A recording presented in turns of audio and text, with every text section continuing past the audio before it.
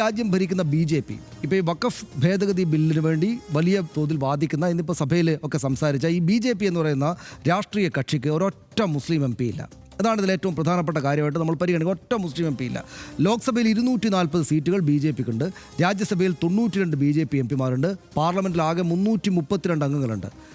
ഒരൊറ്റയാൾ പോലും BJPക്കാരില്ല. എന്ന് വെച്ചാൽ 20 കോടി മുസ്ലിം ജനസംഖ്യയുള്ള ഒരു വലിയ രാജ്യത്തിലെ ഭരിക്കുന്ന കക്ഷിയിൽ മുസ്ലിം വിശ്വാസികളായിട്ടുള്ള ഒരാൾ പോലുമില്ല. അങ്ങനെ ഒരു പ്രാതിനിധ്യമേ ഈ BJP സർക്കാർ കൊടുത്തില്ല. അവരാണ് ഇപ്പോൾ ഈ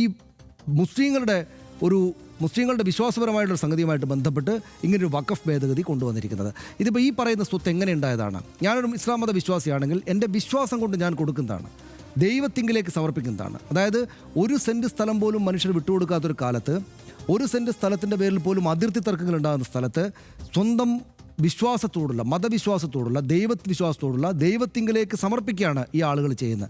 സ്വാഭാവികമായിട്ടും അത് വിശ്വാസപരമായിട്ടുള്ള ഭൂമിയാണ്. ആ വിശ്വാസപരമായ ഭൂമിയെ കൈകാര്യം ചെയ്യാനുള്ള മാനേജ്മെൻറ്റ് അവസ്ഥ ആർക്കാണ് വേണ്ടത്? മുസ്ലിങ്ങൾക്കാണ്, അല്ലേ?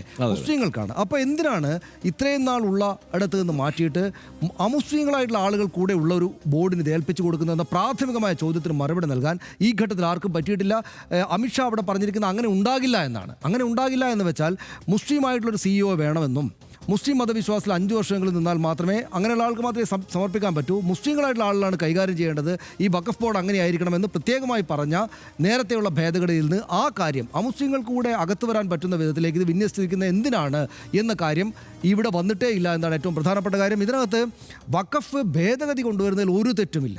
കാരണം എന്തുകൊണ്ടെന്നാൽ ഈ വഖഫ് സ്വത്തുക്കൾ അന്യാധീനപ്പെടുന്നുണ്ട്, മിസ്യൂസ് ചെയ്യപ്പെടുന്നുണ്ടെന്ന കാര്യത്തിൽ സംശയമൊന്നുമില്ല. നമ്മുടെ മുനമ്പം അതിന് ഉദാഹരണമാണ്. കാരണം ദൈവത്തിങ്കലേക്ക് ദൈവകാര്യങ്ങൾക്ക് വേണ്ടിയിട്ട് സമർപ്പിച്ച ഇത്ര വലിയ ഭൂമി അങ്ങേയറ്റം നിസ്സാരമായ തോതിൽ പല വഴിക്ക് പോയത് നമ്മൾ കണ്ടു. അത് കൈകാര്യം ചെയ്യേണ്ടുന്ന മുസ്ലിം സംഘടനകൾ ആരും അത് മര്യാദക്കല്ല കൈകാര്യം ചെയ്ത് എന്നുകൊണ്ടാണല്ലോ ഈ പ്രശ്നങ്ങൾ ഇപ്പോൾ ഉണ്ടായിരിക്കുന്നത്. അപ്പോൾ സ്വാഭാവികമായിട്ടും ഇത് ഭേദഗതി കാലത്തിനനുസരിച്ച് വരണം, വഖഫ് ബോർഡ് നിയമങ്ങൾ മാറ്റി വരണം, അത് പുനഃസംഘടിപ്പിക്കപ്പെടണം, ഒക്കെ വേണം. പക്ഷേ ഒറ്റ മുസ്ലിം MP പോലും പാർലമെൻറ്റിലേക്ക് പറഞ്ഞയക്കാത്ത ഒരു കക്ഷി ഭരിക്കുമ്പോൾ ആ കക്ഷി ഇതിനകത്തേക്ക് അമുസ്ലിങ്ങൾ കൂടെ വരട്ടെ എന്നൊരു തീരുമാനമെടുക്കുന്നതിന് സംശയത്തോടു കൂടി മാത്രമേ കാണാനാവുകയുള്ളൂ എന്നതാണ് ഇപ്പോഴത്തെ വിവാദത്തിൻ്റെ ഈ പ്രശ്നം. എന്തുകൊണ്ടാണ് രാജ്യത്തെ ഏറ്റവും പ്രധാനപ്പെട്ട ക്ഷേത്ര കമ്മിറ്റികളിൽ, ഹിന്ദു ക്ഷേത്ര കമ്മിറ്റികളിൽ മറ്റ് കമ്മ്യൂണിറ്റിയുള്ള ആളുകളെ കയറ്റുന്നില്ലല്ലോ? സ്വാഭാവികമായിട്ടും ആ വിശ്വാസമുള്ള ആളുകളാണ് ആ വിശ്വാസപരമായിട്ടുള്ള കാര്യങ്ങളെ കൊണ്ടുപോകേണ്ടത്. ഇതിപ്പോൾ CEO പോലുള്ള, വഖഫ് ബോർഡിൻ്റെ CEO പോലുള്ള, ചീഫ് എക്സിക്യൂട്ടീവ് ഓഫീസർ പോലുള്ള പ്രധാനപ്പെട്ട പദവികളിലേക്കടക്കം ആളുകൾക്ക് വരാം. എന്ന് മാത്രമല്ല, വഖഫ് ബോർഡായിരുന്നു ഇത്തരം വഖഫ് സ്വത്തുക്കളുടെ അവസാന വാക്ക് എങ്കിൽ ഇപ്പോഴത് കളക്ടറായിട്ട് മാറി, ജില്ലാ കളക്ടറായിട്ട് മാറി.